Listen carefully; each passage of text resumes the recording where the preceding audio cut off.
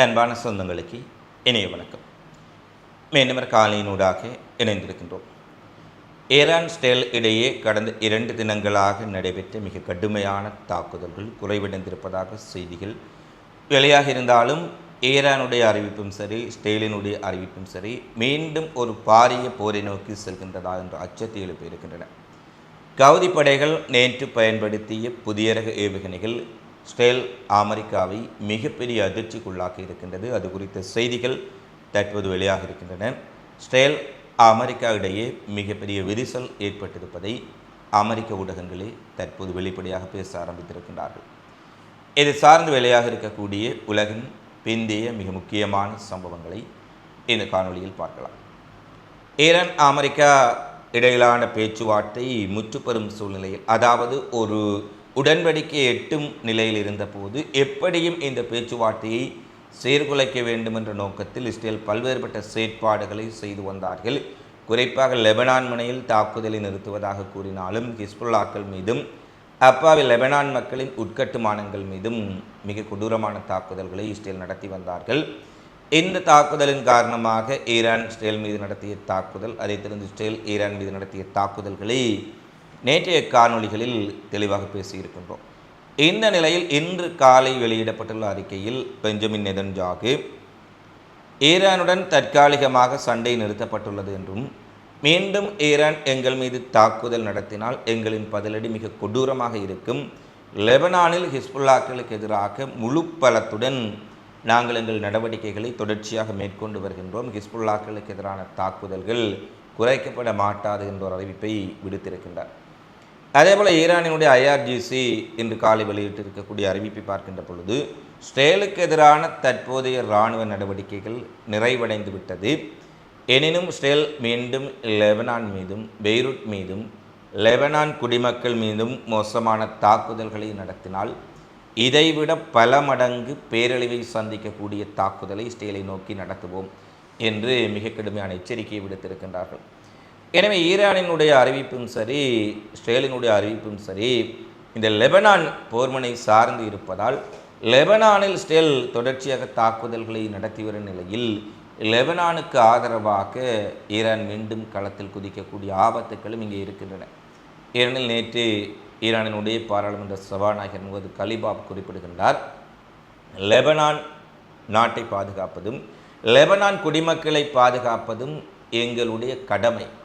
இந்த தார்மீக கடமையிலிருந்து நாங்கள் ஒருபோதும் விலக மாட்டோம். லெபனானை அழிப்பதற்கு, பெய்ரூட்டை அழிப்பதற்கு ஆக்கிரமிப்பு சக்திகள் முற்பட்டால் என்ன நடந்தாலும் பரவாயில்லை, எங்கள் உச்சபட்ச பதிலடியை கொடுப்போம் என்ற ஒரு அறிவிப்பும் மீண்டும் ஈரான் இஸ்ரேல் மீது தாக்குதல் நடத்துவதற்கான வாய்ப்புகள் மிக மிக அதிகம் என்பதையே காட்டி நிற்கின்றன. அடுத்து, இஸ்ரேல் அமெரிக்கா இடையே தற்போது மிகப்பெரிய பிளவு ஏற்பட்டிருப்பதை வெளிப்படையாகவே ட்ரம்பினுடைய வார்த்தைகளில் பார்க்கக்கூடியதாக இருக்கின்றது. நேற்று அக்சியோஸ் பத்திரிகைக்கு ட்ரம்ப் ஒரு நேர்காணல் கொடுக்கின்றார். அதில் மிக முக்கியமாக எழுப்பப்பட்ட கேள்வி, பேச்சுவார்த்தை நடைபெற்று கொண்டிருக்கும் போது இஸ்ரேல் ஈரான் மீது தாக்குதல் நடத்தி இருக்கின்றார்கள், லெபனான் மீதான தாக்குதலை தீவிரப்படுத்தி இருக்கின்றார்கள். நேற்றைய தினம் நீங்கள் நெதன்யாகுவுடன் பேசியிருக்கின்றீர்கள், என்ன விடயம் இது குறித்து பேசப்பட்டது என்ற கேள்விக்கு ட்ரம்ப் நேரடியாகவே குறிப்பிடுகின்றார், ஈரான் மீது இஸ்ரேல் தொடர்ந்து தாக்குதல்களை நடத்தினால் சர்வதேச அரங்கில் இஸ்ரேல் முற்றிலும் தனிமைப்படுத்தப்படும் என்று தான் குறிப்பிட்டிருப்பதுடன், இஸ்ரேல் பிரதமர் நெதன்யாகு தனித்து விடப்படுவாய், இஸ்ரேல் ஈரான் மீது நடத்தும் தாக்குதல்களுக்கு அமெரிக்கா எந்த ஒரு ஒத்துழைப்பையோ ஆதரவையோ வழங்காது என்பதை தான் திட்டவட்டமாக தெரிவித்து விட்டதாக டொனால்ட் ட்ரம்ப் தெரிவிக்கின்றார். அதாவது அமெரிக்கா இந்த போரில் தொடர்ச்சியாக ஈடுபட விரும்பவில்லை என்பதை பார்க்கக்கூடியதாக இருக்கின்றது. ஏனெனில் அந்த அடி வாங்கி இருக்கின்றார்கள். வளைகுடாவில் இருக்கக்கூடிய ஒட்டுமொத்த நாடுகளும் தற்போது அமெரிக்காவை மதிப்பதில்லை. ஏனெனில் முன்னால் அமெரிக்கா தங்களை பாதுகாக்கும் என அமெரிக்காவுக்கு நிலங்களையும் வளங்களையும் தளங்களையும் கொடுத்து அமெரிக்க இராணுவத்தை நிலைநிறுத்தி ஈரான் போன்ற நாடுகள் தங்களை தாக்காது என்று கற்பனையில் மிதந்த அரபு மன்னர்களுக்கு ஈரான் அடித்த அடியில் அமெரிக்கா தன்னுடைய தளங்களையே பாதுகாக்க முடியாமல் தெரித்தோடி விட்டார்கள். இந்த லட்சணத்தில் எவ்வாறு இவர்கள் எங்களை பாதுகாக்கப் போகின்றார்கள் என்பதை அரபுலக நாடுகள் புரிந்து கொண்டிருக்கின்றார்கள். மறைமுகமாக ஈரானுக்கு எதிராக கண்டனம், ஈரான் செய்வது தவறு, அப்படி இப்படி என்று ஊடகங்கள் முன்னால் பேசிக்கொண்டாலும் கூட ஈரானை எதிர்த்து அமெரிக்காவுடன் இணைந்து நிற்க முடியாது. அமெரிக்காவுடன் இஸ்ரேலுடன் இணைந்து நிற்பதால் ஈரானின் தாக்குதல்களிலிருந்து நாங்கள் தப்பித்து கொள்ள முடியாது என்ற உண்மையை போர்க்களம் தற்போது உணர்த்தி இருக்கின்றது. ஈரானிய ஏவுகணைகள் உணர்த்தி இருக்கின்றது. இந்த சூழ்நிலையில்தான் அரபுலக நாடுகளில் மிகப்பெரிய வர்த்தகத்தையும் அரபுலக நாடுகளிலிருந்து பல பில்லியன் பல ட்ரில்லியன் டாலர்கள் முதலீட்டையும் பெற்றுக்கொண்டுள்ள அமெரிக்கா இஸ்ரேலுக்காக அரபுலகத்தை பகைக்க விரும்பவில்லை. கொஞ்சம் கொஞ்சமாக இஸ்ரேலை விட்டு அமெரிக்கா விலகிக் கொள்கின்றது என்பதை பார்க்கக்கூடியதாக இருக்கின்றது. அதிலும் ட்ரம்ப் குறிப்பிடுகின்றார், ஈரான் மீது இஸ்ரேல் நடத்திய தாக்குதல்கள் குறித்து கடைசி நேரத்தில் தான் அவர்கள் எங்களுக்கு தகவல் கொடுத்திருக்கின்றார்கள். இது ஒரு அதிருப்திகரமான விடயம். பேச்சுவார்த்தைகள் முழுமூச்சில் நடைபெற்று கொண்டிருக்கும் போது இவ்வாறான நடவடிக்கைகளை யாரும் ஏற்றுக்கொள்ள முடியாது என ட்ரம்ப் வெளிப்படையாகவே தன்னுடைய அதிருப்தியை தெரிவித்திருக்கின்றார். எனவே ஈரான் இஸ்ரேல் நிலைப்பாட்டில் இஸ்ரேலை விட்டு அமெரிக்கா விலகிக் கொள்கின்றார்கள் அல்லது இஸ்ரேல் ஈரான் போரில் இஸ்ரேலுக்கு ஆதரவாக நிற்பதற்கு அமெரிக்கா இனியும் தயாராக இல்லை என்பதை ட்ரம்பினுடைய நிலைப்பாடு தெளிவாக காட்டுகின்றது. அடுத்து கவுதிப்படை நேற்று நடத்திய ஒரு ஏவுகணை ஹாடிம் 2 என்று சொல்லக்கூடிய புதிய ரக ஏவுகணை தான் இன்று போரியல் ஆய்வாளர்களால் மிகப்பெரிய அளவில் பேசு பொருளாக மாறியிருக்கின்றது. ஏனெனில் இதுவரை இப்படியான ஒரு ஏவுகணை பாலிஸ்டிக் மிசைலை கவுதிப்படை அன்சார் அல்லா இயக்கம் பயன்படுத்தியது கிடையாது. நேற்றைய தினம் கவுதிப்படை ஈரான் தாக்குதல் நடத்திய சம நேரத்தில் இஸ்ரேலுக்குள் ஒரு தாக்குதலை நடத்தினார்கள். இதற்கு முன்பெல்லாம் ஈரான் அமெரிக்கா போர் நடைபெற்று வந்தாலும் கூட கவுதிகள் அந்த போரில் குதிப்பதற்கு போர்க்களத்தில் இறங்குவதற்கு மிகப்பெரிய யோசனை செய்தார்கள்.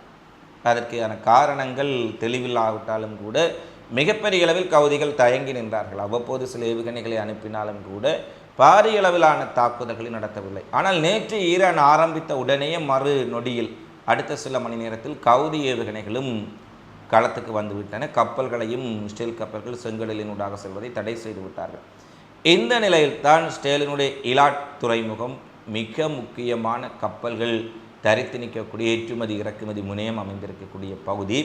இதற்கு முன்பே இந்த இலாட் துறைமுகம் ஹெஸ்புல்லாக்களாலும் கவுதி படைகளாலும் ஈரானாலும் தாக்கப்பட்டதால் இஸ்ரேலினுடைய அயன் டோம்களுக்கு மேலதிகமாக அமெரிக்காவுடைய தாட் வான் பாதுகாப்பு சாதனங்களும் அங்கே நிறுவப்பட்டிருந்தன. ஆனால் நேற்றைய தாக்குதலில் கவுதிகள் ஏவிய ஹாடிம் 2 ஏவுகணை அயன் டோம்களையும் உடைத்து கொண்டு அமெரிக்கன் தாட் வான் பாதுகாப்பு சாதனங்களையும் கடைந்து சென்று துல்லியமாக ஈலாட் துறைமுகத்தை தாக்கியிருக்கின்றது. இதில் பாரியளவு சேதம் ஏற்பட்டிருக்கின்றது என்ற செய்தியை இஸ்ரேலிய ஊடகங்கள் தற்போது வெளியிட ஆரம்பித்திருக்கின்றார்கள்.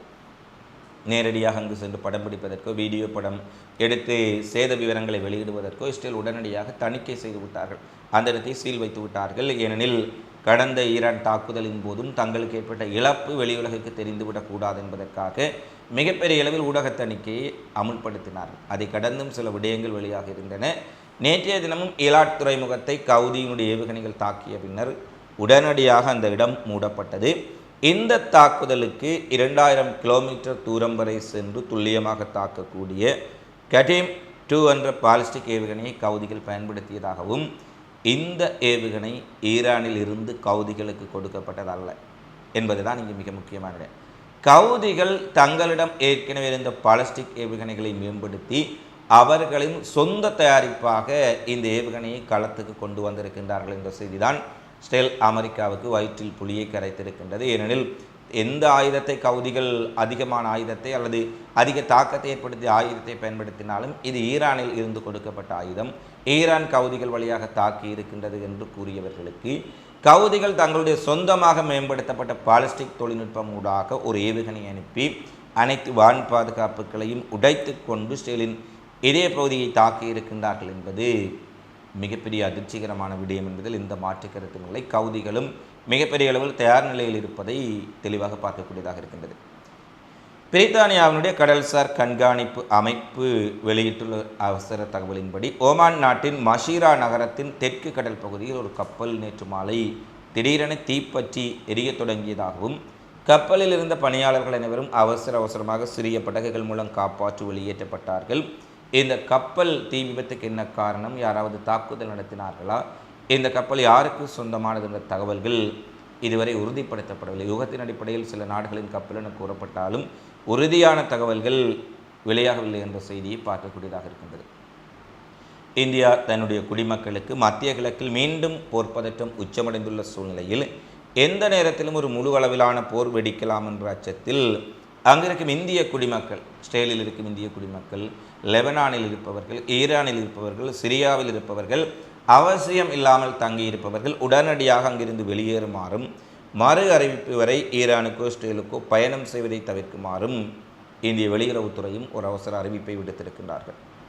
இறுதியாக அல்பேனியாவின் ரானா பகுதியில் மிகப்பெரிய அளவில் பொதுமக்கள் விவசாயிகளுடைய நிலங்களை சுவீகரித்து, அதாவது கபலீகரம் செய்து மிகப்பெரிய ரியல் எஸ்டேட் திட்டத்தை அமல்படுத்த இருக்கும் ட்ரம்ப் மற்றும் ட்ரம்பினுடைய மருமகன் குஷ்னரின் உடைய திட்டத்துக்கு எதிராக அல்பேனியாவில் மாபெரும் மக்கள் போராட்டம் 9 நாளாகவும் அமெரிக்க அதிபர் ட்ரம்புக்கும் அவருடைய மருமகன் குஷ்னர் எதிராகவும் மிகப்பெரிய அளவில் நடைபெற்று கொண்டிருப்பதான செய்திகளை அல்பேனியா ஊடகங்கள் வெளியிட்டிருக்கின்றார்கள்.